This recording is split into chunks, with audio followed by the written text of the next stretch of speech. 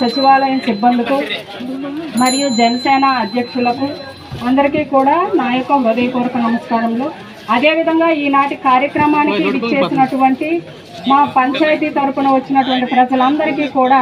నా యొక్క హృదయపూర్వక నమస్కారాలు తెలియజేసుకుంటున్నాను. ఈరోజు గౌరవ ముఖ్యమంత్రి వర్యులు అదేవిధంగా గౌరవ ఉప ముఖ్యమంత్రి వర్యులు గారు ఆదేశాల మేరకు మన పంచాయతీరాజ్ అభివృద్ధి శాఖ మంత్రులు ఉపాధి హామీ మంత్రివర్యులైనటువంటి పవన్ కళ్యాణ్ గారి ఆదేశాల మేరకు ఈరోజు ప్రతి గ్రామంలో మన గ్రామ సభలు నిర్వహించడం జరుగుతుంది. అందులో భాగంగా ఈరోజు గాంధీజీ కలలుగన్న గ్రామ స్వరాజ్యం మళ్ళా అభివృద్ధి చెందాలి అంటే మన గ్రామాలే పట్టుకొమ్మలు అనే ఉద్దేశంతో మన గౌరవ ఉప ముఖ్యమంత్రి వర్యుల ఆదేశాల మేరకు ఈరోజు మన గ్రామాన్ని అభివృద్ధి చేస్తేనే మన రాష్ట్రం బాగుంటుంది అనే ఉద్దేశంతో ఈరోజు రాష్ట్రం అంతటా కూడా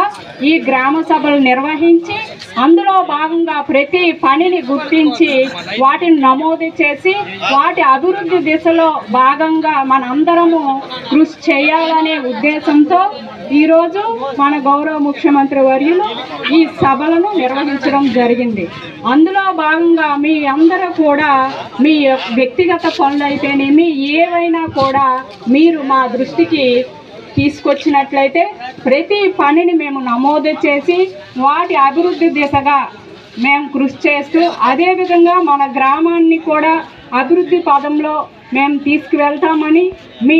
ముందుకు నేను తెలియజేసుకుంటూ ఈ అవకాశాన్ని ఇచ్చినటువంటి పెద్దలందరికీ కూడా నా హృదయపూర్వక ధన్యవాదాలు తెలియజేసుకుంటూ ముగించుకుంటున్నాను.